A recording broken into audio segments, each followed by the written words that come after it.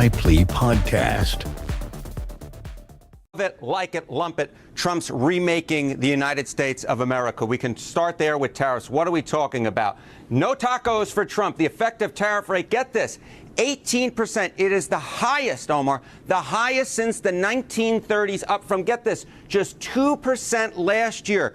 As I'm going to talk about in this segment, I can't think of a more influential president during this century, and it starts here with tariffs. He said he was going to raise tariffs, and despite the claims otherwise, he is in fact doing that. The effective tariff rate at this point looks to be 9 times as high as it was last year, the highest since the 1930s in FDR, Omar. And the effective tariff rate is up from 2% last year, for those that might see the banner there. Tariffs, though, aren't the only way Trump's remaking policy in America, right? It is not the only way that Trump is remaking America. What are we talking about? Well, let's jump. The other big thing that Trump ran on, right, was immigration. How about net migration into the United States? Get this. It's down.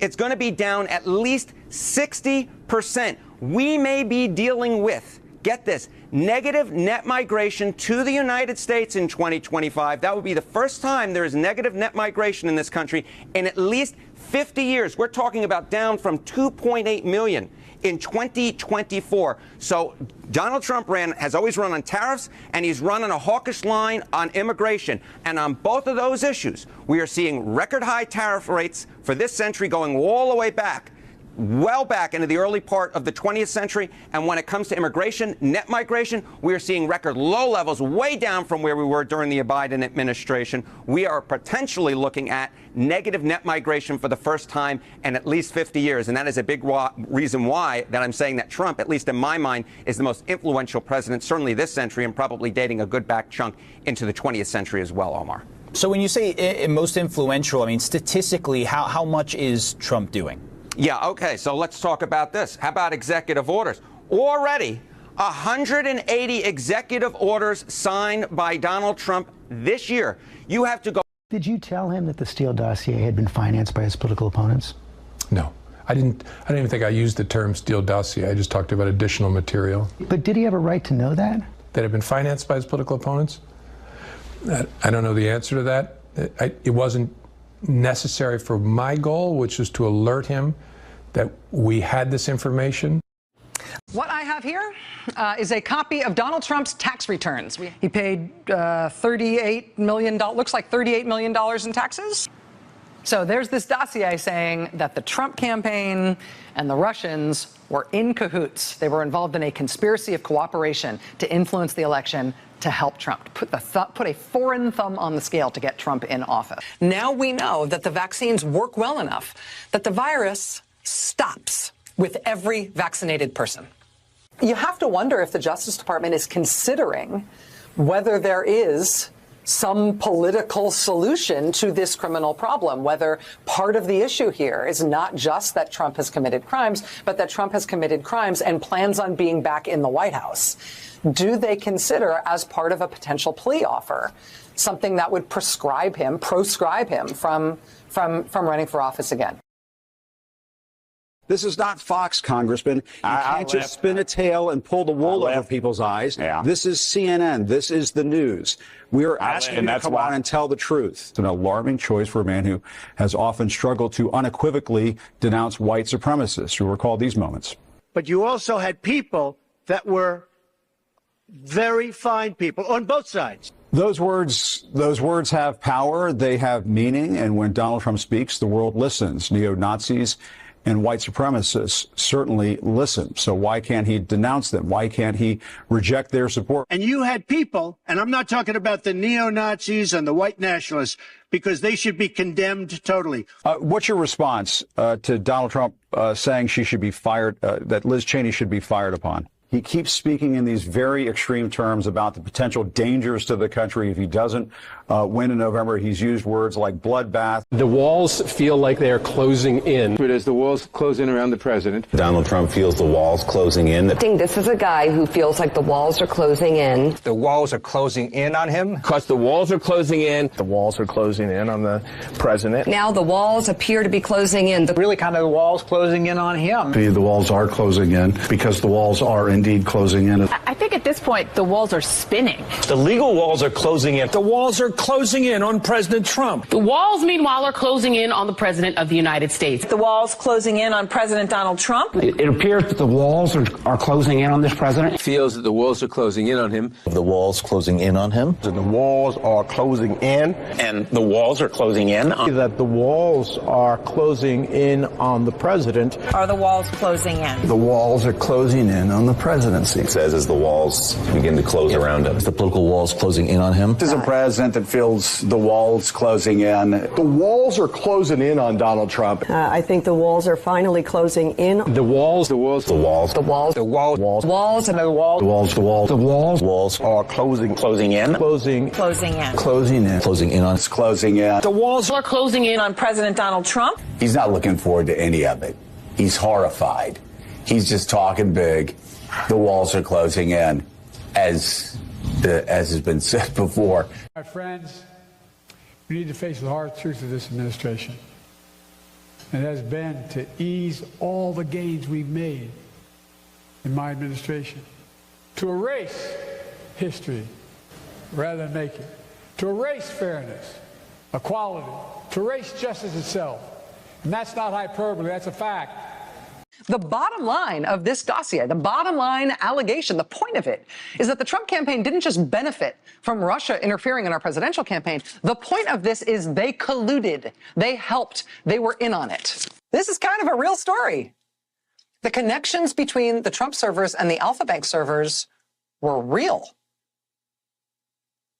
They were covert communications that someone was trying to hide, that the Trump organization and Alpha Bank appear to have been trying to hide. Now we know that the vaccines work well enough that the virus stops with every vaccinated person. A vaccinated person gets exposed to the virus does not infect them. The virus cannot then use that person to go anywhere else. It cannot use a vaccinated person as a host to go get more people. We and other news organizations have generally stopped giving an unfiltered live platform to remarks by former President Trump. It is not out of spite. It is not a decision that we relish. It is a decision that we regularly revisit. And honestly, earnestly, it is not an easy decision, but there is a cost to us as a news organization of knowingly broadcasting untrue things. And that is a fundamental truth of our business and who we are. Let's do it.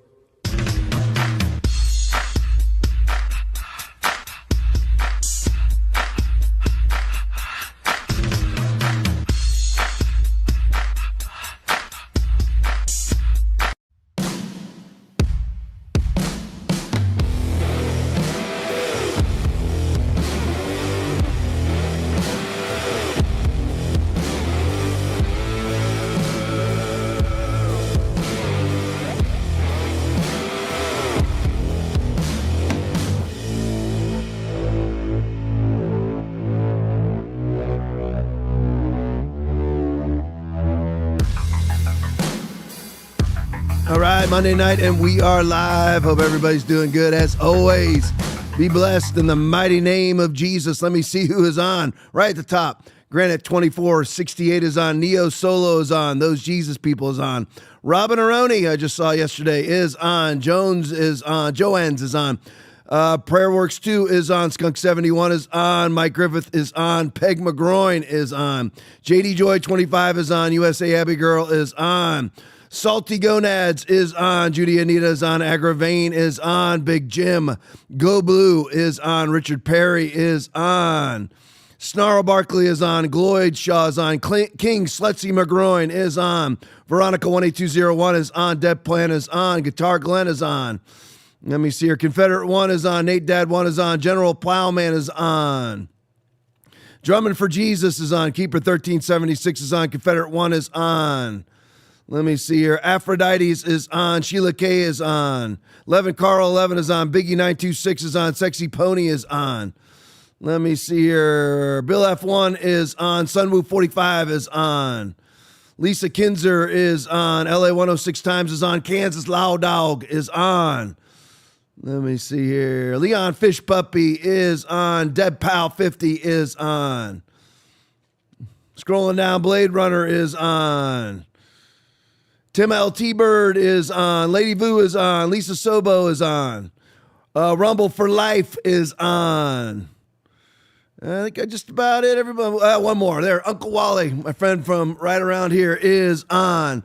Love you guys. Appreciate each and every one of you. Got this big redistricting thing going on in the state of Texas. And there's some states that are very notorious for redistricting. The most notorious of all is Illinois, which is where all the Democrats have fled, and gave a news conference about 2 hours ago, unless Illinois is Chicago. Is that a different? I don't know if that's a different time zone or not. Yeah, I think so it might be one. right now that they're having it. But anyway, so that's where all the Democrats have fled. They've actually illegally left the state of Texas so they don't have to vote on the redistricting, because the redistricting, it's hard to say that, will pass in the state house to redistrict the entire state. And it's not even an overdone redistricting. It's not just outlandish redistricting.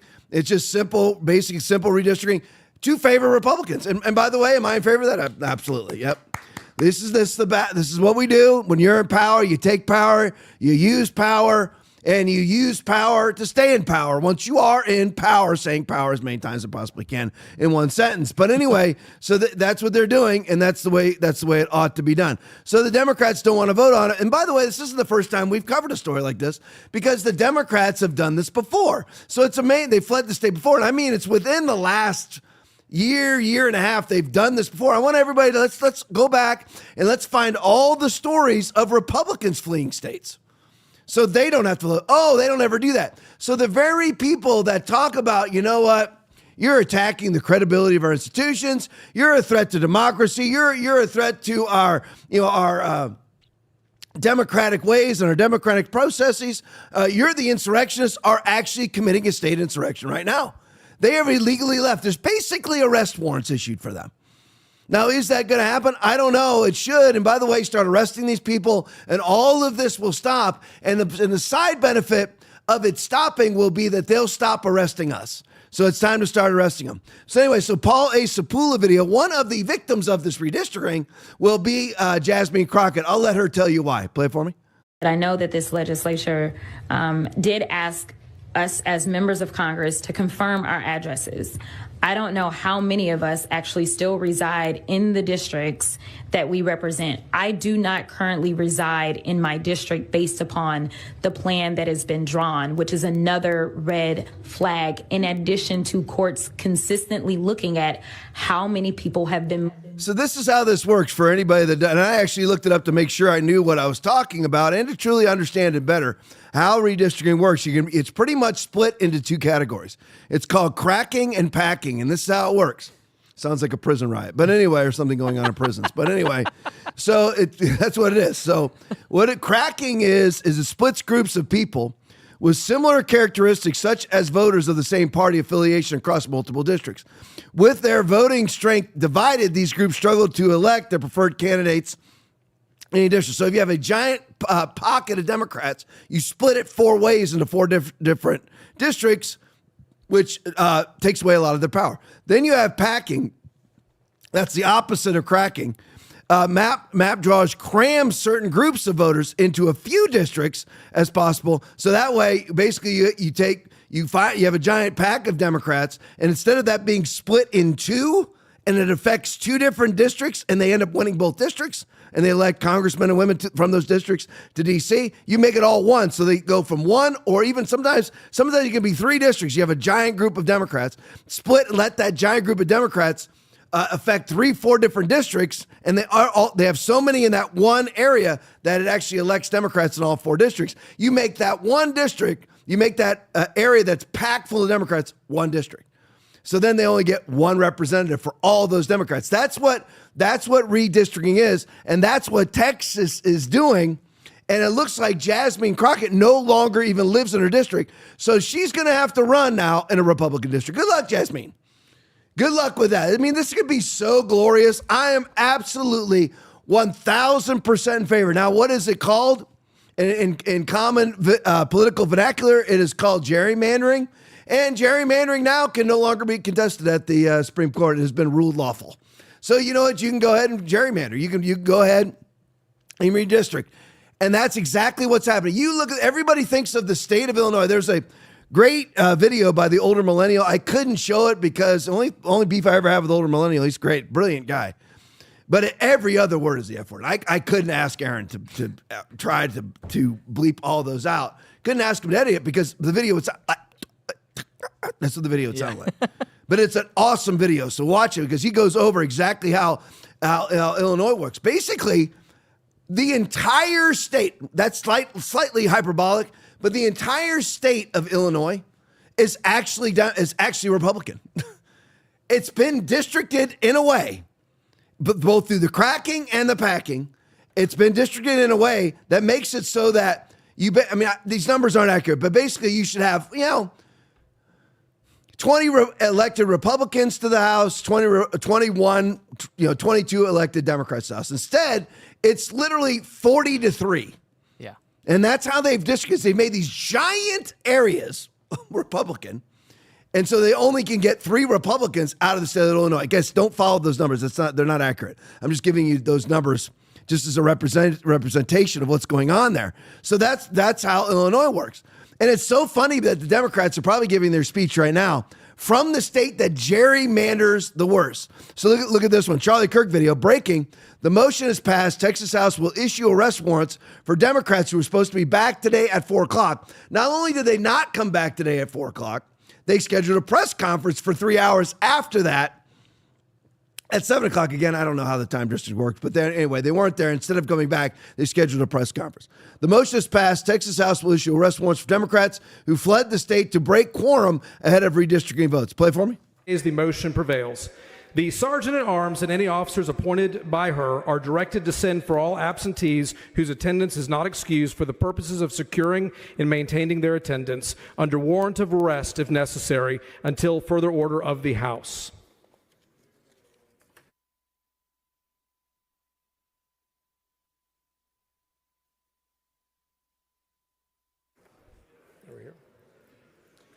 Members, under the rules, while the House is under a call, any member who wishes to leave the hall must have written permission of the Speaker. The Chair is providing written permission to be entered in the journal for each member registered as present on today's roll call to leave the chamber and return tomorrow at 1 p.m. Please return at the appointed time. Mr. Guerin moves that the House stand adjourned until 1 p.m. Tuesday. Is there objection? Chair hears none, and the House stands adjourned. So there you go. So it's been passed. So basically, they have arrest warrants, and Greg Abbott and Ken Paxton's chomping at the bit to do this. Yeah, put that up there. I can't wait any longer. So there's the state of Illinois where they all fled to, which is the most gerrymandered state. Typical Democrats say they're against gerrymandering, and then go and flee to the state which does the thing that they say that they're against, because they're not really against it. They're only against it when it's used against them. This is how it's distributed in the state of Illinois. And you look at those like super light blue areas. Look at the super. So basically, even the lightest of the light blue are 0 to 5% Democrat. So really, those are actually Republican districts also. So this entire state, with the exception of what you're seeing in the dark blue, which is, of course, Chicago, this entire state is Republican. But it's been gerrymandered in a way, which, by the way, Tom, you can't be against it because you're in favor of the Texas doing it. That's right. Because it's never going to stop in these Democrat states. So why let them take over Republican states? Don't. In a House of Representatives that have certainly ripped a lot, which is the Texas House, and it deserves every second of it, is doing a great job here. But here's how it works. Look at that little finger going through the middle of the state. You see how this works? They found that that's a totally, now if that was actually districted correctly, that little finger going through the state would have been subdivided into many other districts that would have ended up being Republican. But instead, what they do is they take all those, see those little tiny districts up there? They made them. Look at the giant Republican districts, massive, giant areas, right? Now, up in that'd be the northeast corner, they take giant swaths and split up in a bunch of tiny little districts. But when it's Republican, they make it all one district because you only get one rep out of each district. Okay, so that's how it works. So you notice that look at the total. It's 17 total representatives they get. 3 are Republicans. Look at the state. The only thing that is solidly Democrat is right there in the it's not even really the northeast corner, but the northeast of the state. And he can't even say northeast of the state. Still, it's less than half the size of that segment of the state.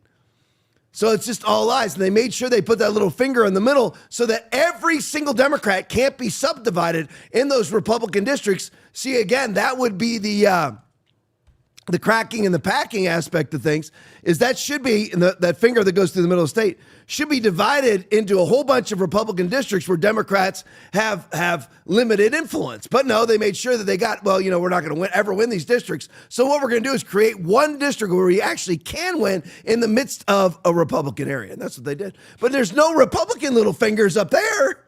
No Republicans' fingers in the blue sections at all. The entire state of Illinois is Republican, but they only get 3 reps out of there.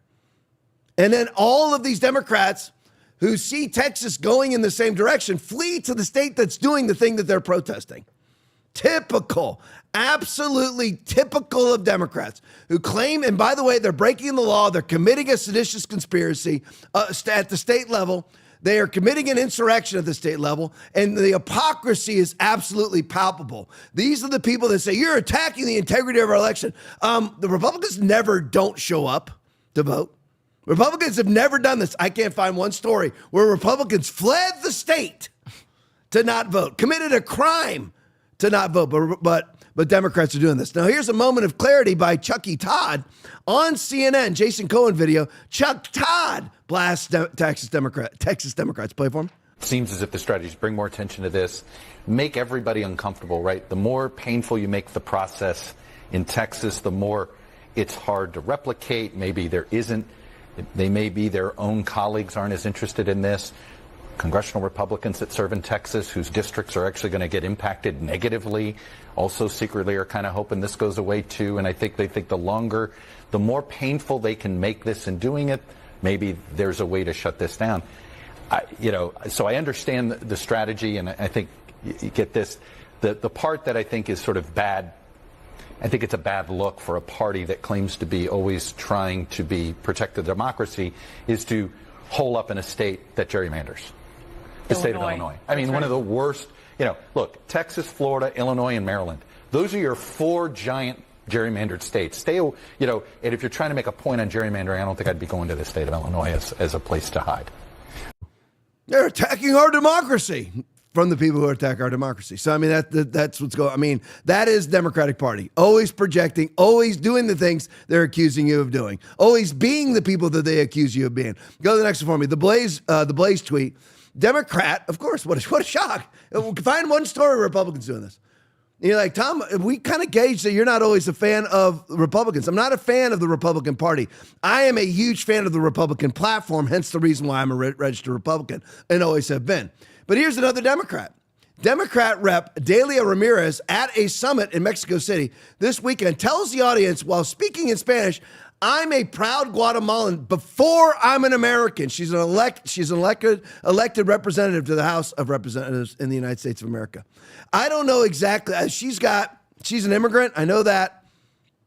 I believe that once you do something like that, I don't think she should be deported or her immigration status revoked. But I do believe that she should be removed from the House of Representatives. And here's the thing, too. I don't know if she has dual citizenship with Guatemala. No dual citizen should ever be able to serve as president or in the House of Representatives, in the Senate, or anywhere in public service in a political realm ever. Because, or any realm where you have to even when you're a deputy sheriff or a police officer, you have to put your hand on a Bible and swear an oath to uphold and defend the Constitution of the United States of America. And if you're a dual citizen and push comes to shove, will you uphold the Constitution or will you favor your other country? And by the way, every dual citizen comes from other country other than America. It's no American goes, you know what? I mean, again, I know there's exceptions to this. But on the whole, no American goes, you know what? I was born in America, but I want to be a dual citizen of Costa Rica. Americans don't do that. It's everybody who immigrates here blesses us with their own personal importation, and then wants to somehow wave the flag of the country that they migrated here from. In some form or fashion, want to wave that flag, literally or figuratively. And this woman just said, just like Ilhan Omar has said publicly, she is primarily a citizen of Somalia and is here serving as a congresswoman for the interest of Somalia, for the best interest of Somalia. These people need to be removed. Ilhan Omar, who committed a crime for sure. I'm trying to think of more than just fraud, but anyway, immigration fraud by marrying her brother. She should be deported, absolutely deported. Her immigration status revoked. I don't care if she's married to an American, revoked, and she can go back to the country that she primarily serves. And because it's not even primarily serves, that she exclusively serves, which is Somalia. And this woman here, Delia Ramirez, needs to be removed from Congress. And no dual citizen should be able to serve in Congress or serve in the Senate or serve in any local jurisdiction where you swear an oath to the Constitution. Because again, when push comes to shove and a certain situation arises, which no man can serve two masters, which master are you going to serve? The Constitution or your home country? Nobody should be able to be a dual citizen and serve the United States or serve in a governmental capacity. All right, let's go to the next thing. Alex Jones video, breaking Epstein bombshell. This is Mossad officer Ariel Ben Manashi talking about Epstein's influence on not just current events or recent current events, but also going way back a few decades. I mean, really, really interesting stuff about that influence and that leverage that the state of Israel has over the United States of America. Play for me. I certainly believe that the Israelis are making sure that the Americans do not stop them from the killing in Gaza. I believe that the American government is sort of trapped by the Israelis. Jeffrey Epstein is one of their tools to trap them.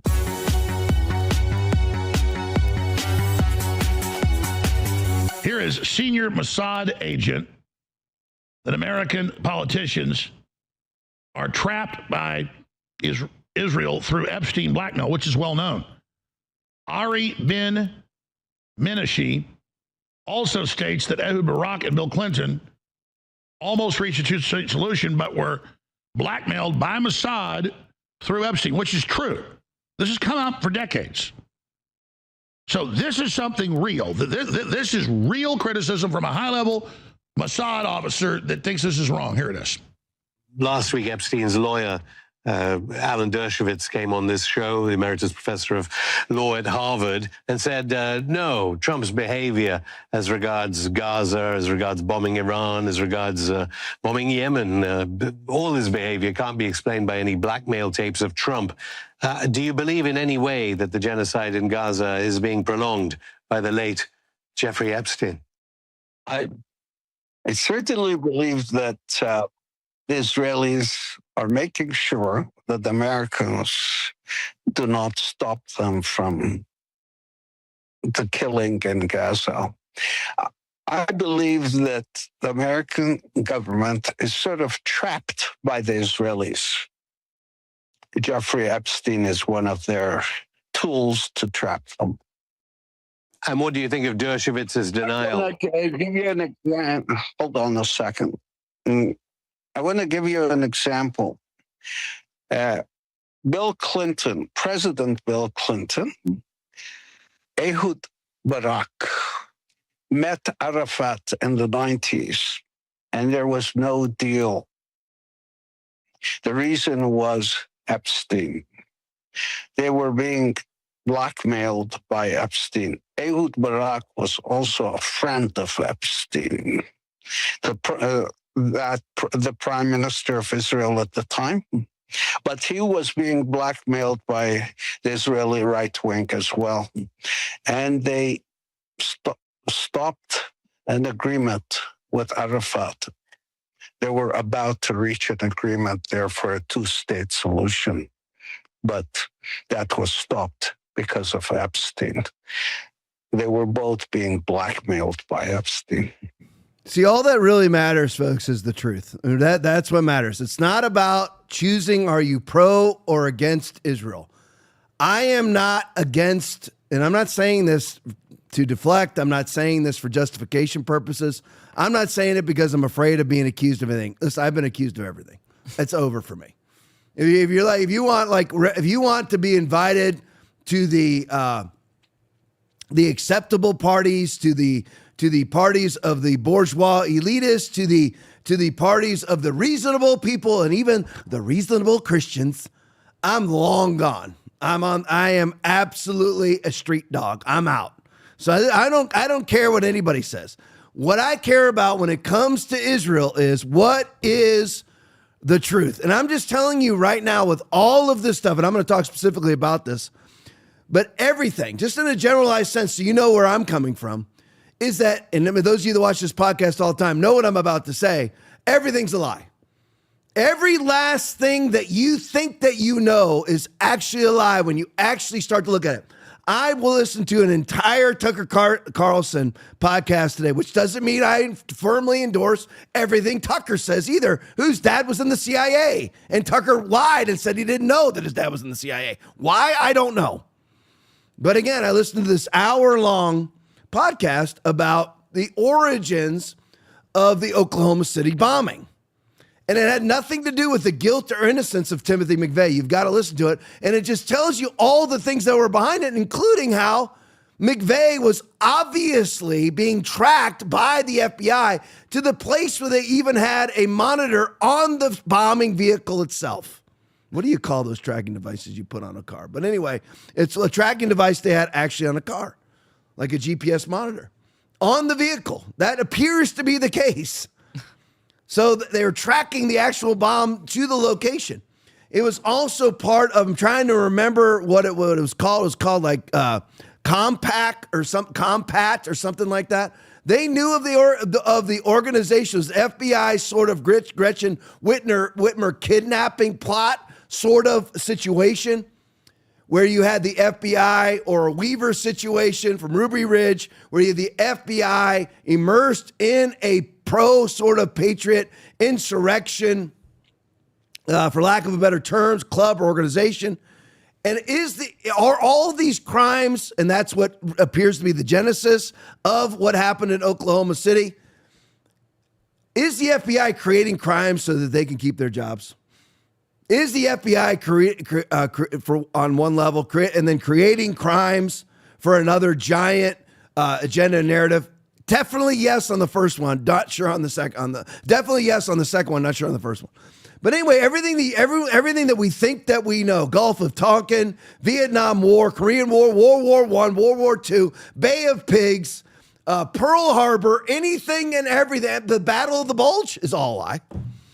It's all lies, folks. Everything is a lie for false motives and for personal prosperity of the people that are involved in these situations. That's it. You can forget about white hat, black hat. Yes, the men who fought in the Battle of the Bulge, they are correct. They are the heroes. But they didn't know that they were unwitting pawns. My dad's a Vietnam Bronze Star, Purple Heart winner from Vietnam. He certainly wasn't involved in the conspiracy, believed that he was doing the right thing, didn't have any choice anyway because they were drafting you there anyway. My dad volunteered, but he was going to be drafted anyway. So it's not belittling. It's not belittling the Port Authority and NYPD and FY New York City, FDNY. It's not, those people are all heroes on 9/11. But how did everybody get special exemptions into the country by John Brennan, who were the hijackers? Yeah. Can anybody, why is John Brennan walking the streets when he actually gave them, I'm trying to think of the official terms for it, special visas to get into the country? He imported them into the country. John Brennan personally imported the 9/11 hijackers into the country. Why? Anybody explain that? Why is he walking? Everybody knows is that true. It's undeniable. It's on the paperwork. How did this happen? And again, it's just everything that we think is real is not. It's not. It's being run You know, and it sounds so conspiratorial. It's not. It's the way it's always been. It's spirit of the world versus the spirit of God. It's Antichrist versus Christ. That's it. And there's a lot of quote unquote good guys that are still of the spirit of the world. They're not being governed by the wisdom of God, which is the fear of God. Proverbs 9:10. The fear of God is the beginning of wisdom, and knowledge of the Holy One is understanding. They don't have that, so they're all still operating in the spirit of the world. Sometimes doing good things, like Trump. He's trying to do good things, but he's operating in the spirit of the world. He brings in Palantir. He brings in Real ID. And all of that, I mean, we might get to, I don't know if I'll get to Palantir now. I've got a slide on Palantir. But anyway, bringing in all those things. Oh, yeah, thank you, Aaron. John Brennan, who served as director of the Terrorist Threat Integration Center, TTIC, at the time let the 9/11 terrorists using the visa waiver program. He let all 12 in specifically. Yeah. And he's walking free.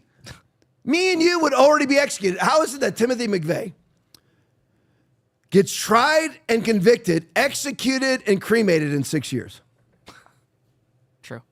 I mean, listen, there's a guy right here in Inglewood who beat a pawn shop owner to death with a hammer. He's still on death row, and he did it when he was in high school. And that was when I was out of high school for about 4 years. So that would have been like 1991. He's still on death row. Last I checked. That was a couple years ago. But regardless of that, if he was still on death row in 2022, he's sitting on death row for over 20 years in the state of Florida, which has no problem executing people. But Timothy McVeigh gets tried, convicted, found guilty, executed, and cremated in 6 years. Very weird, isn't it? But anyway, listen to that. So listen to that Tucker Carlson program. It's absolutely fascinating. I've already told Aaron about it. But anyway, back to Epstein here. So you have Ehud Barak, personal friend. I mean, you're talking about 1,000 times visitor with Jeffrey Epstein. Close friend, on the flights, all the time, on Epstein Island. And of course, you have the two, you have Dumb and Dumber, Ehud Barak and Billy Clinton, also 28 times to the island. Then you have these two guys together, and you nearly have this two-state solution. That's weird, isn't it? Now, Tom, are you for the two-state solution? Not really. Listen, here's the thing. I am more pro-Israel than I am pro-Palestine. I mean, it may sound weird. It's like, Tom, justify all this. The thing is this. Okay, you look at, here's my justification. You have a mass importation of Muslims into Sweden. What happens? Rape rates through the roof, including rapes of 12-year-olds and 13-year-old girls. Through the roof. Same thing in London, same thing in England, same thing in Norway, same thing in all of these countries, Nordic countries and every other country that has a mass importation of Muslims. Massive rapes. I'm talking about like the worst of all crimes. That does Israel commit atrocities? Yes. But if you import a bunch of Israelis, you don't have a rape problem. I think everybody can agree on that. That's the truth. It's always what's true. All right, now, does that mean that Israel as a country or the IDF doesn't commit atrocities? They absolutely do, including against Americans and including against Christians. But if I had to choose, I'm taking Israelis. Because that's what the evidence tells me. It doesn't mean that I believe that Israel is an ally of the United States, because I don't believe they are. I believe they're an ally for expedient purposes when it benefits them only, but I don't believe they're a true ally. And all the wars that we fought in that they've instigated, they're not fighting they're not fighting side by side with us. They're instigating the very next one. So very strange how you have these two Epstein compatriots, Barack Hussein Obama? No, Ehud Barak. Sorry, all the same names, you know. Barack. Ehud Barak, Barack Hussein Obama, Saddam Hussein. Very strange.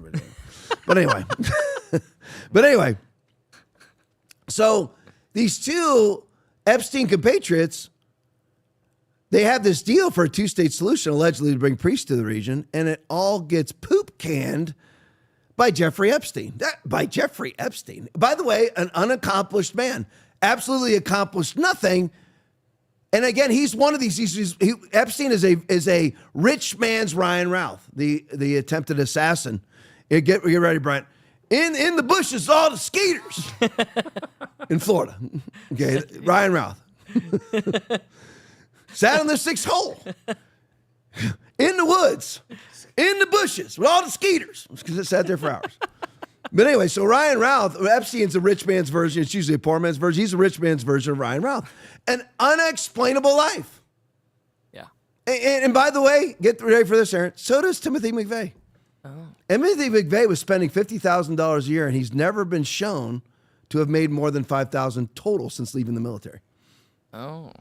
But he's living the life of $50,000 a year. Weird. Involved in these weirdo groups that are these sort of patriotic insurrectionist groups, allegedly, that are heavily infiltrated by the FBI. Are they infiltrated or are they instigated by the FBI? But again, I digress. Well, you got the Gresham Whitmer kidnapping hoax where you had 12 out of the 18 perpetrators were all FBI informants or agents.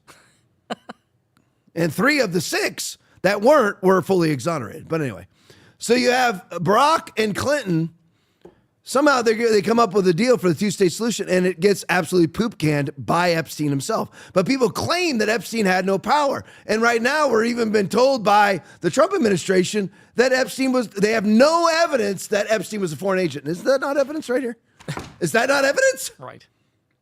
I believe that's evidence. Would everybody agree that that's evidence? And who is he being funded by? The very people who don't want a 2-state solution, who want continuous war in that area, because the continuous war fuels the military-industrial complex, which enriches the people who want the wars. So people are like, okay, what about Gaza? Well, let's look at Gaza. Is Israel committing atrocities there, or is it Hamas? Nobody knows. Nobody really knows.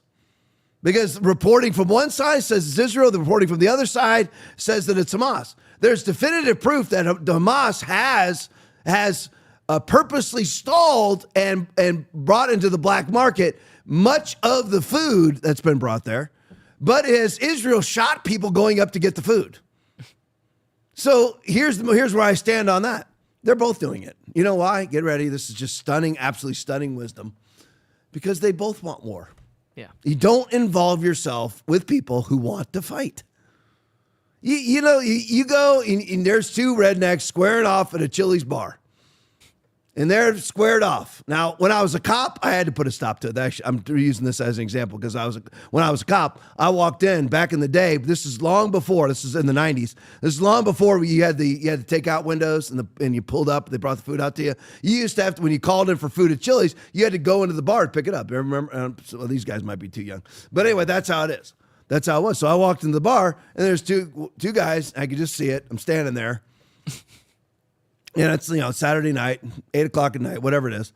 And I'm standing there, and one guy's on one side of the bar, the other guy's sitting at a table, and they start staring at each other. One of them's this jacked up dude, big muscular guy. And these big muscular guys, they always think they can win in a fight because they're muscular. By the way, that's not the case. It's not. But anyway, believe me, it's not the case. But anyway, so they start squaring off. I see them eyeballing each other. And over nothing. It was basically one of those things where there was really nothing going on. They weren't fighting over a woman, weren't fighting over anything. It was just one of them looked at the other one with like cross eyes, just looked at him in a cross purposes kind of way. And the other one didn't like it, so the staring contest begins. And it starts with So I'm like, oh my gosh. Great. Not man. Oh, yeah. So anyway, so the guy gets up from the table, the other guy gets up from the bar, here they go, and I just shove my badge right in their faces. As I was just standing there dressed like I am right now, put my badge in their faces, said, guys, I'm deputy sheriff, just don't. Go back to your table, go back to the bar. And that was the end of it. Now, here's the thing. If I'm not a deputy sheriff, I'm letting them fight. Yeah. I'm not getting into that. It's got nothing to do with me. And, are we the world's police force? We voted that we wouldn't be. We voted that we would no longer be the world's police force. Hamas is causing mass starvation in Gaza. Is Israel? It hasn't been proven, but it's possible. Is Israel purposely extinguishing a population? I believe they are. And I believe they caused the attack that was the instigation and the genesis behind their justification to extinguish a population. Yeah. But was Hamas? Did Hamas attack Israel? Yes. They had to find willing people to do it. It wasn't that Israel went to Hamas and says, hey, we want you to attack us. Could you attack us on this date? No, they just simply opened the doors. They put in some agents, Mossad agents, into the various Hamas institutions, which is how they pulled off the bombing in Iran. They did the exact same thing, infiltrated the highest levels of their security forces so that they could do those targeted strikes on parliamentary members of Iran that night. Basically killed off their entire military cabinet because they knew where they all lived. That's because they infiltrated and they brought in drones and everything else into the country. But that's what happened. They just infiltrated, Hamas organizations and orchestrated an attack. But there still had to be evil people that conducted the rapes and the murder of 1,400 people on that day. Because, by the way, these are a lot of dead people. There are dead people there. That was real. And we have videos of Hamas killing people. So you still have to find the people to do it. So Hamas is evil too. So what you do is stay out of it. But this just shows you. The same thing with Ukraine and Russia. It's got nothing to do with this. It has to do with Luhansk and Donetsk. That's it. And people don't even know what that is. You do if you watch this show. Those are the breakout prophecies. Have nothing to do with us. Bye-bye. We're out. All Russian speaking, by the way, and want to be part of Russia.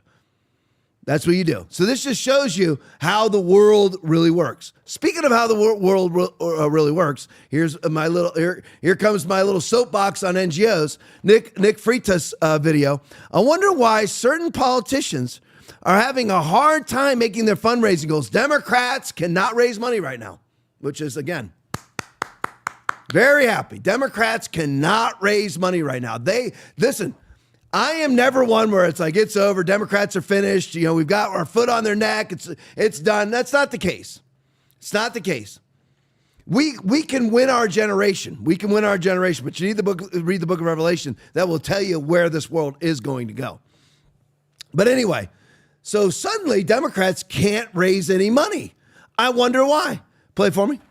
An interesting phenomenon is taking place. We have certain politicians that are having a really hard time making their fundraising goals for the first time ever.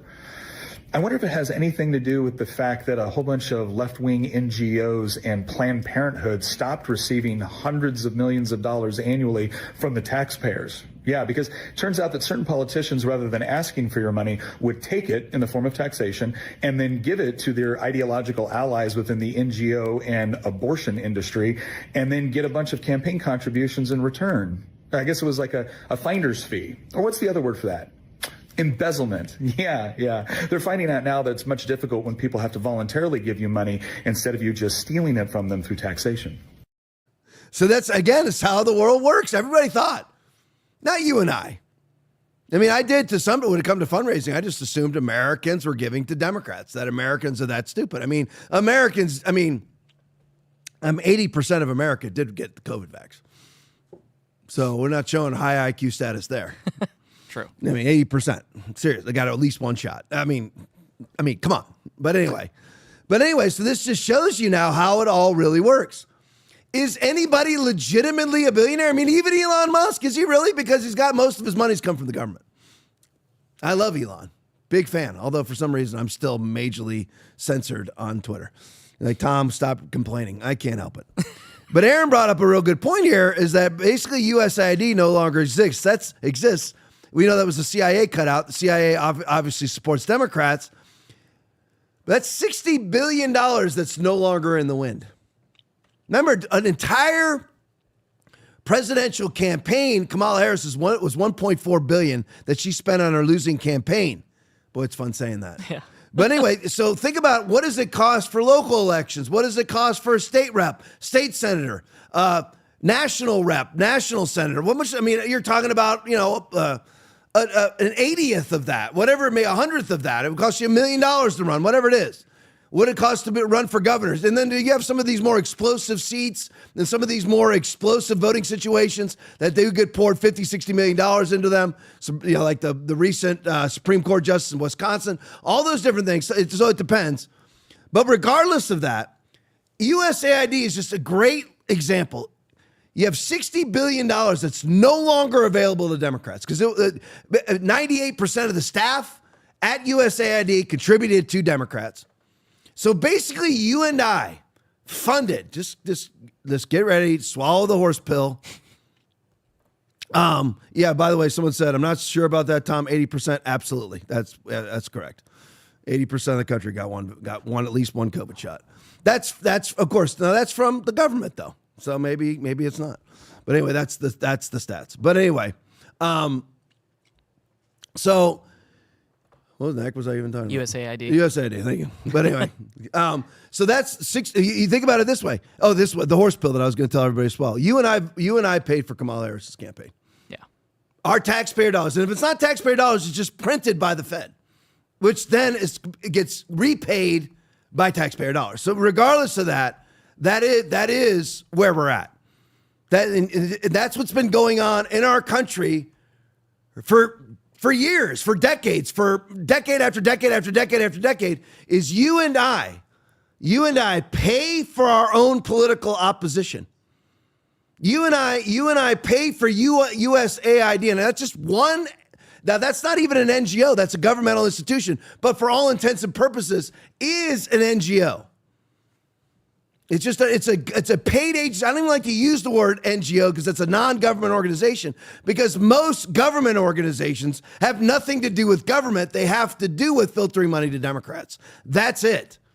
You know, like, it's really that simplistic, funneling money to Democrats. Yes, you can say funneling money to the globalist leftist bourgeois elitist machine, whatever it is. But it is funneling that money to globalist, leftist, bourgeois, elitist. That's it. Certainly is not coming to us.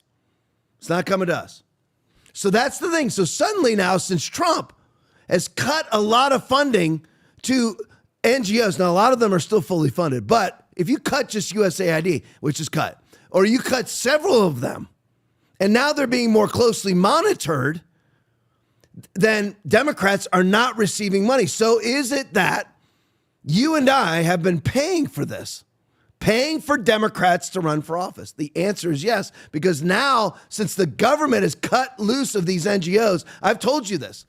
This is the United States of America. Our government, which is all center leftist with the exception of 10 or 15 people, and all of the Senate, all of the House, and the Trump administration, Trump being one of the exceptions, everybody is a center leftist or heavy-duty leftist. That's it. That's it. And the reason why you have Republicans there, quote-unquote Republicans who are really rhinos, they are there so that we don't actually elect real conservatives to those seats.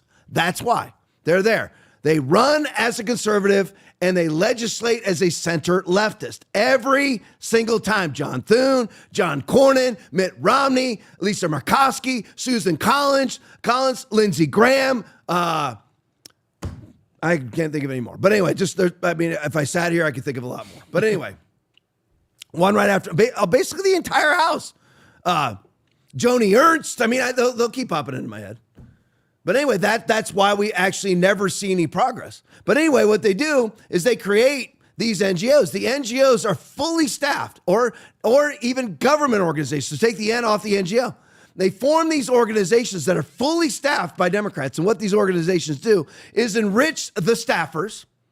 Basically, again, they give them $100 million to advance reading amongst poor people, teaching poor people how to read. And they give them $100 million to do so. And they spend $99.9 million on their staff, on their salaries, and on hiring Democratic Party operatives, Democratic Party speakers, Democratic Party attorneys, donating to Democratic Party causes like Planned Parenthood. And 99.9% of that money is spent on that, and $100,000 is spent on reading for kids. That is the way that it is every time, 100% of the time. And that's what our country has been about until Donald J. Trump got there. And it is at least putting a dent in it. Because now Democrats cannot raise money suddenly, because they're not getting campaign donations from NGOs. You had Planned Parenthood donate, I'm trying to remember, 60, or was it even more than that? I can't remember. Tens of millions against Kari Lake, against Ruben Gallego in the state of Arizona for the Senate seat. Tens of millions were given to Gallego's campaign against Kari Lake from Planned Parenthood. Who funds Planned Parenthood? You and I fund the slaughter of unborn kids. Well, you know they do mammograms and pap smears. They don't do any of it. They don't do any examining. They do nothing but slaughter kids. All Planned Parenthood is a referral service to go slaughter kids. And it's just fully funded by our government. Well, not fully funded, but $600 million per year. Trump stops it every time. And then when a Democrat comes back into office, they restart it. Here's another little thing. Put up next for me. Just to show you how the government truly works. This is all undeniable truth. There's no denying this. There's no saying that it didn't happen. This is what happened. I'm talking about on the timeline. Not in the specifics. Nothing can be proved because nobody will ever release anything. Do you know there's video footage of the bombing? You're like, Tom, you're all into this Oklahoma City bombing thing. I know because I listened to the podcast today. But you know there's a video of that? There is. I mean, that's never been denied. There's a video, but you and I aren't allowed to see it. Can anybody explain to me why that is? Weird. I would just love to know why I can't see it. I mean, it was 30 years ago. It's 1995, so I mean... Well, Belgium does it. I mean, 30 years ago. That's an inside joke here at the TLP. But anyway, from my favorite video, which you'll see at some point, and then you'll know what I'm talking about. But anyway, why is it that you and I can't see it? I'm just curious. Why can't we see everything? I mean, JFK. Here you have JFK was assassinated. I mean, how many years ago is it now? I mean, the 30s. I mean, another 30, 60 plus years ago. Well, why is it everybody involved is long since dead? Why in the world can't we see it all? I would just love to know the answers to those questions. I'll know in heaven, I guess. But anyway, on June 4th, 1963, John F. Kennedy signed Executive Order quadruple 10 to restore control of the money supply of the United States back to the people. Now, Trump was going to go and look at our gold supply at Fort Knox, but never did. Why is that? I mean, can anybody explain that to me? I would just like to know. Why? Because there is nothing in Fort Knox. All of our gold was actually leveraged and sold long ago. But anyway, with the stroke of the pen, JFK stripped the Federal Reserve of its power to loan money to the government at interest. Federal Reserve, created by the Warburgs, two Warburg brothers, two Jewish brothers who started the Fed in the United States and the Fed in Germany right before World War I. Huh. Weird. And then everybody who didn't join those various organizations gets bombed. Like Iran. True. Like Russia. Like Libya. Yeah, like Libya. Weird. I mean, it's kind of weird. Muammar Gaddafi said, I want to put the entire continent of Africa on the gold standard, and then he gets executed. That's weird. Oh. He's assassinated. That's weird. That's all, Aaron, it's all coincidence. Of course. I mean, of course, just accept it. Yeah. I mean, it's what people like John Thune tell you. So it has to be true. I mean, if Mitch McConnell says it, well, John Thune. John Thune. I mean, it has to be true, right? I mean, he looks so conservative. He's got a short haircut, and he looks like a quintessential Baptist. Yep. So it has to be true. Yeah, of course. Right. I mean, Mike Pence looks conservative. He says Christian things. Yeah. He can't be a Judas liar, can he? But anyway, I mean, Judas was a Christian. Yeah. Until he wasn't. Right. With the stroke of a pen, JFK stripped the Federal Reserve of its power to loan money to the government at interest and declared that the privately owned Federal Reserve would soon be out of business. Within 5 months, he got Iran. For all of you that were in favor of the Iran bombing. Yeah. What is Iran? Tom, are you espousing the virtue of Iran? No. I'm not at all, but it's very strange how everybody who doesn't want to be involved in basically the IMF, International Monetary Fund, all gets bombed. Yeah. All becomes the enemy. Isn't that weird?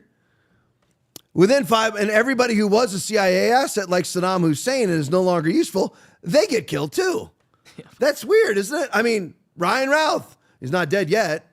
Timothy McVeigh, Jeffrey Epstein. I mean, over and over again. And you look at you go back to the McVeigh case. He had 3 hangings involved in that case. All with people who never ever showed any suicidal ideation at all. All 3 of them found dead. One of them committed suicide after he got a skull beaten in. Oh. I don't know how you commit suicide that way, but anyway. Weird. Within 5 months, JFK was killed. and Lyndon Johnson reversed the order. What strange. Convenient. It's very, very different, isn't it? I mean, it's very strange how all that works. All right, let's go to some Trump stuff here. Oh, good. It's perfect timing. I just mentioned John Thune. Well, here's John Thune working against Donald Trump. Wait, I thought he was a Republican. He's the elected Republican senator. No. 50% of the time he votes against us, and he is our leader in the Senate. Not Mike Lee, not Ron Johnson, not Rand Paul, the people who vote for us at a 90% plus clip. No, it's John Thune, who strangely votes against us 50% of the time, is chosen to be our leader because basically everybody else is a plant to hold those seats so that we don't put legitimate conservatives, non-globalists in those seats. X Alerts video breaking. Thune blocks Trump from making recess appointments using pro forma sessions. Play for me. The majority leader. Mr. President, I ask unanimous consent. Can I have order, please? May I ask unanimous consent that quorum call be suspended?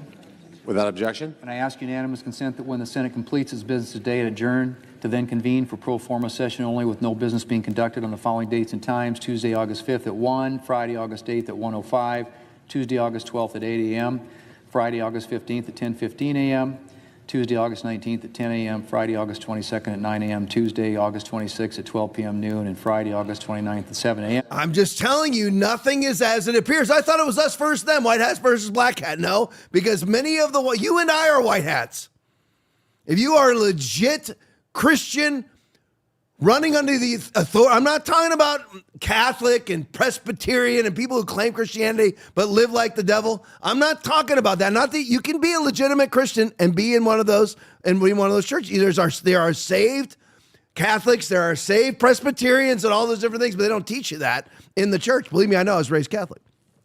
So I'm not saying that all Catholics aren't saved. I'm just saying that people who wear the Christian label certainly are not all Christians. That is for sure, including people in my own circles of evangelical Christianity.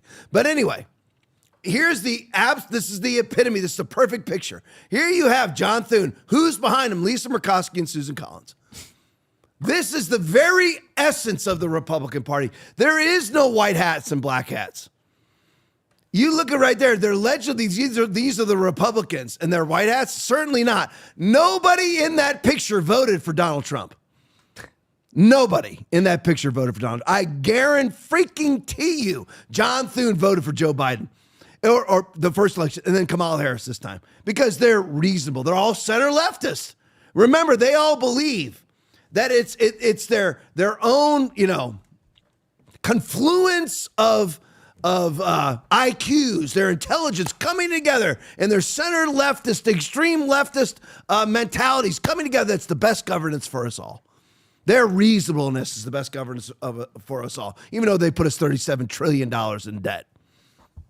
But anyway, that's absolutely the perfect picture right there, where you have John Thune blocking recess appointments. And I know most of you already know what a recess appointment is. Recess appointments are a very powerful tool for the executive branch, because what happens is you cannot, I've got all those stats, Aaron, they're coming up. But anyway, Aaron's sending me stats that I already have. But anyway, it's the next pick. But anyway, recess appointments are a very powerful tool, because when the Senate recesses for the month of August, as they always do for some inexplicable reason, that they don't have to work when the rest of us do. But anyway, and get paid to not work. But I digress. Recess appointments are kind of a gift that every administration gets from Republicans and Democrats. You know what? Just go ahead and recess appoint as many people as you want. Then they don't have to go through the processes in the Senate, because they're saying, well, it's recess, so you really can't get them confirmed. So you're allowed to do all these recess appointments. Go to the next one for me. I think that's got all the stats on it. There you go. So there you go. Explain that to me. And tell me how John Thune is on our side when he just blocked Donald Trump's ability to do recess appointments. Because basically there's 130, there was last time I checked, 136 backed up appointments, what confirmations needed.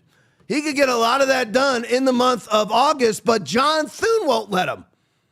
Not Chuck Schumer.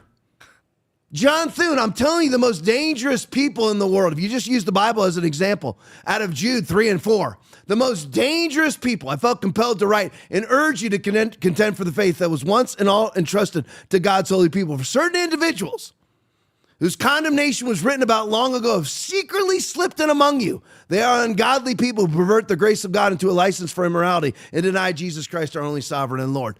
It's not the world that you need to be concerned about. That's why we're told by Paul in 1 Corinthians chapter 5, judge those inside the church, not those outside the church. Because if the world is the world, we already know what their situation is. No use to judge. Oh, you're a worse sinner than the next. There is no such thing. It's sinner or all your sins erased. Are you a sinner currently, or are you a one-time sinner who no longer is because your sins have been erased from existence? That's it, by the grace of God through the cross. That's the whole thing. So you have to legitimate. Is somebody legitimate or are they not? That's the whole thing. And here we have John Thune, who won't allow Donald Trump what every other president has been able to do. Look at those. The most contentious presidency before Trump was obviously Obama. And even he got 32. And Donald Trump now, this is now his 5th year as president. Zero recess appointments. Zero. Absolutely zero. Reagan, 240. Bush, 171. Walker Bush, 77. Billy Clinton, 139, because they're all working together because they're all center leftists with the exception of Reagan. And Reagan was pretty much compromised too, but certainly wouldn't call him a center leftist. So you have John Thune working against us. And yet the odds of him not getting reelected because nobody pays attention, because he comes home and runs conservative ads on social media and on TV, and everyone just votes for him again off of what is said on those ads, which is he's pro-life and he votes pro-life, although he never did anything to actually institutionalize the pro-life movement. He never did anything to actually overturn Roe v. Wade. Who did? The guy in the bottom right-hand corner. Not John Thune, who will claim a moral superiority to Donald Trump because he wears the prim and proper glasses, has the proper haircut, proper suit, and allegedly has the proper moral lifestyle, but has never done a freaking thing about overturning Roe v. Wade. But Donald Trump, the 3-time married guy, did. Yeah. So who's really righteous? Not Johnny Thune, not Mikey Pence, who also did absolutely nothing to overturn Roe v. Wade. Nothing.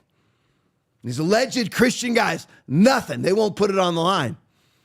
Donald Trump puts it on the line. They don't, because he's actually done other things in his life where he's had to actually put his butt on the line, nearly bankrupt and everything else. They've never done anything. They've just had people licking their boots and kissing their butt their entire life. John Thune is our enemy. You have to find that person who's secreted among you. And that's one. And by the way, we don't need to look, because basically everybody in the Republican Party is against us. They are. They just act like they're not so that they can hold those seats so legitimate people like us are not in those seats. Go to the next one for me. Let's go to the border. Dapper detective video. Man, is it 10:07? Jeepers. I thought it was like 9:41.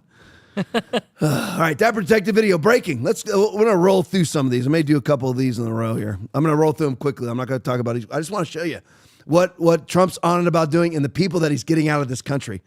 You're like, Tom, you turn so pro-Trump and then you say anti-Trump. The truth. What's the truth? What's Trump's score as president right now? You asked me like the first month, A+. Right now, A-. And depending on what he does, he's closer to a B+ than he is to an A right now. But right now, A-. He's doing. These are the great things that he's doing. Getting rid of people like this you can see on these videos. Dapper detective video breaking an illegal alien belonging to a South American theft ring, which of course qualifies him for Democratic Party support, and they all want to keep him in the country, has been arrested for bombing a Target ATM. Play it for me. This San Ramon Target becoming the target itself of a bombing and burglary of an ATM inside. And now the Department of Justice announcing arrest in connection. It's just scary. I wouldn't want to be here during an event like that. Prosecutors say the man detonated an improvised explosive device just before 2:30 in the morning Sunday. The man accused of being a member of a South American ATM theft ring, targeting dozens of ATMs and banks in California, Oregon, and Washington, and stealing more than $4 million in cash. Something like this never happened in San Ramon, so I just it kind of broke my heart to see this happen in our community. Prosecutors say the crew used blowtorches, construction crew disguises, cell phone jammers, and other sophisticated tactics to break into the ATMs. renting short-term vacation properties nearby, and using vehicles from the black market to avoid getting caught. So there we go. Sorry, we're all joking here. But anyway, I mean, $4 million in one of those freaking things. crazy. Unbelievable. But robbing $4 million before being captured while being harbored in Gavin Newsom's sanctuary, California. So to be a Democrat in 2024 and 2025, your stance is, let's keep the ATM bomber in the country. Let's go to another one. Milford police chased down, fought, and tased and arrested an illegal alien from El Salvador. It's another dapper detective video. After he raped a child in the sanctuary state of Massachusetts. Play for me. Breaking news, a man arrested on child rape charges after a chase through Milford early this morning. Police say they moved in to arrest 29-year-old Manuel Solorzano early this morning as he left a home, but he took off. Officers chased him through the streets and into a backyard, and that's where police say they used a stun gun to subdue him when he reached for his waistband. The El Salvadorian national is facing multiple charges, including rape of a child with force and possession of child pornography. What a sterling person the Democrats want to keep in the country. I mean, that's what Jasmine Crockett's running on. That's what Gavin Newsom is running on. Ask him point blank. This is what you always do. If you want to go up to an Islamist who they claim to not be radicalized, say, should Israel exist? That's all you got to do. Go to a Republican and say, should any woman be able to kill their unborn child? There you'll know whether they're a legitimate conservative or not. So right there, you have a guy raped a child in the sanctuary state of Massachusetts, and Dapper Detective puts a little sentence here at the end. Every elected Democrat in Massachusetts harboring illegal aliens, a federal felony, 8 U.S.C. 1324. And they all want to keep him in the country. That's what they're running on. Go right to Jasmine Crockett and say, should he have been deported prior to this, or should he have gotten his due process? His due process is, you're illegal, get out, drive him right to the border and kick him right into Mexico, because Mexico's the one to let him in anyway. All right, MAGA X Times Daily News video. Another fine, upstanding import from Somalia. Play for me. From Kenya to a courtroom in Kent, Salman Haji now back in the U.S. to face murder charges for the January 2024 killing of 67-year-old Yuan Ming in Tukwila. My mother was murdered in the public by this guy, and he should not be shielded from the public now. Ming's family emotional in court, as this was the first time they've seen Haji since police say he fled the country after killing Ming. He should be brought out now, and I have to see him. Investigators say Haji was the one who pulled the trigger and shot Ming during a botched purse robbery here in the parking lot of the Costco in Tukwila. Haji's co-defendant, Illis Abdi, is the accused getaway driver in this Porsche SUV that police say was carjacked from a woman in Seattle earlier that morning. Illis Abdi was arrested months later in connection to a separate shooting, but investigators say Salman Haji quickly fled the country after Ming's death, first to Somalia and then to Kenya. So all Democrats want to keep Salman Haji in the country. Amazing. Here's another one for you. Shannon and I stand video. We are not the same. Play for me. This perpetrator was charged after abducting a 12-year-old from her backyard, forcing her into his vehicle, and then sexually assaulting her. He has since been convicted of first-degree criminal sexual assault. Now, after being convicted, his family members were sending letters to the judge, and one of those letters came from the Al-Hassam Islamic Center. It was actually signed by their executive director, stating that he had to face cultural differences and the challenges of taking on a new culture. They also framed him as a family-oriented man. So there you go. So this guy is another Somali. What a shock. We had the Somali murderer there. Now you got the Somali child rapist who abducts a 12-year-old from her yard and rapes her. And then he gets chased down by the police. And who comes to his defense? The Islamic Center. You wonder why I choose Israel over Islam? Aaron, find all the stories of the Jewish men who abduct 12-year-olds and rape them. I can't find Okay, you're not going to find any. That's why I side with Israel over that. Doesn't mean I think Israel does everything right. I certainly do not. Because I believe that Israel has killed multiple Christians and bombed the United States liberty. And is involved heavily in 9/11. But I digress. But anyway, so this Somali citizen imported by Joe Biden, the importation protected by current Democrats as a qualification to be a Democrat in 2025, rapes a 12-year-old, and then he's about to be sentenced. And who comes to his defense? The Islamic Center, which says, you know what, you need to respect that these are major cultural differences. Because in Somalia, I guess you take 12-year-olds from their backyard and rape them without any sort of punitive affect. Yeah. Is that the case? There's no criminal case or anything. If you in Somalia you take it 12, it probably isn't. So you have to understand that he was trying to acclimate to a new culture. So in the middle of that acclimation, he just drove up and grabbed a 12-year-old out of her yard and raped her. It's just part of his assimilation that we all need to understand. That's what it means to be a Democrat in 2025. We have to understand that assimilation. And that's what the Islamic Center was telling us. That be light on the guy. Yeah, I mean, he destroyed this girl's life. She'll probably never be able to have a kid because you're not supposed to have sex when you're 12 with a grown man. But anyway, so who knows what her reproductive possibilities will be in the future. But you need to understand that because the Somali imported by the Biden administration, defended by current Democrats, he was having trouble assimilating to a new culture. We need to all understand that. Go to the next one for me. Andy no tweet. Here's another one for you. An illegal immigrant dreamer and convicted felon, attempted murder. What's the big deal? In the Bay Area, Gavin Newsom again. Here's Gavin. This is what Democrats do. Everybody needs to understand that's what Democrats do. Who has been repeatedly let out in the sanctuary state of California, was arrested again. This time it was just for an alleged violent robbery spree. Oh. Aaron, it's just a robbery spree. Yeah. I mean, can we? Oh, he's probably having trouble culturally assimilating. You don't spree sometimes? Yeah, I mean, come on. You're in a bad mood. You go out and you do some robbery. Do a little spreeing. Yeah, you do a spree. I'm going on a spree. I'm in a bad mood. Things didn't go the way that I want. I'm going to go out and do some armed robbery. Yeah. That's what you do. All right, that's good. 10-16 is good. All right, Rumble Rants tonight. Nobody. Retabulate that. Nobody. All right, give it one more time. Retabulate one more. There we go. Zero. Okay, Zero. just want to make sure. We need to have like something ready. We need to have a graphic ready. Damn, zero. Thank you so much to everybody's support. Congratulations. Congratulations. You got $0. We killed it tonight. Absolutely nothing raised. But anyway, no, I love you guys. Appreciate you. Love you guys in the chat. Don't love anybody in the rant because nobody gave. But anyway, no, I love you guys. Appreciate you. Hey, listen, stick around for the post game. It's all light stuff. There's some funny crap. And make sure you don't miss the pole vaulter at the end of the last video, which will be about 5 minutes from right now, if that. Love you guys. Back here tomorrow night, 9 o'clock. God bless you. Do you know that you can tithe as a religion? Do you know that you can be obedient as a religion? You can do all sorts of things as a religion.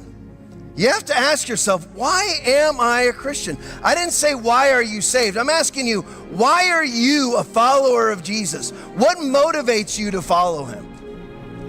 Ask yourself that question right now. The answer should be very easy. Just for him.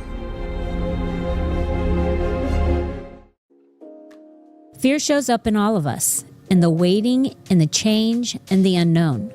But we weren't created to live afraid. Join us August 21st through the 23rd for the Beloved Ladies Conference.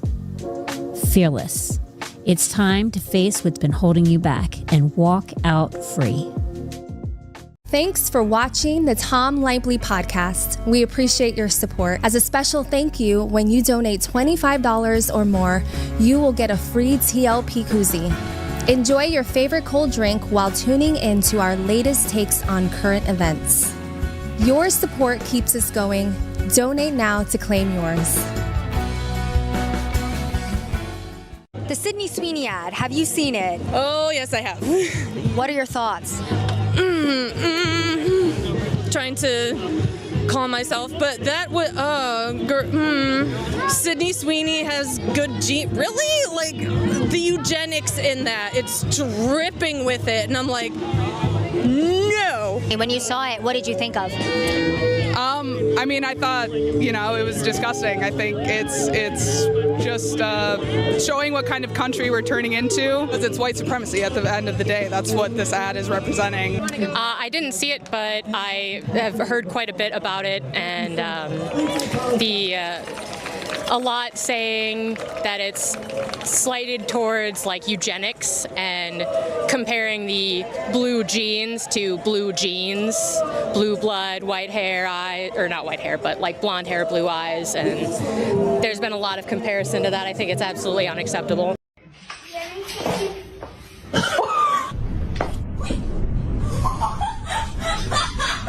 Come on.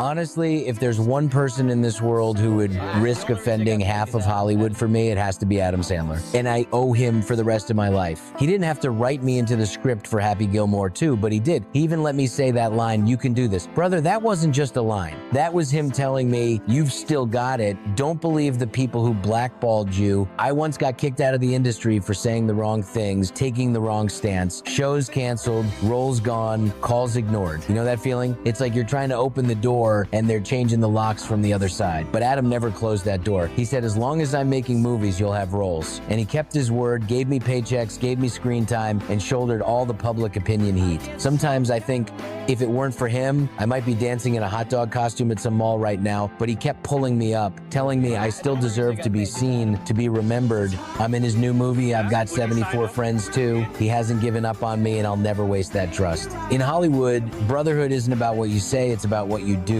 He acted, and I gotta keep going.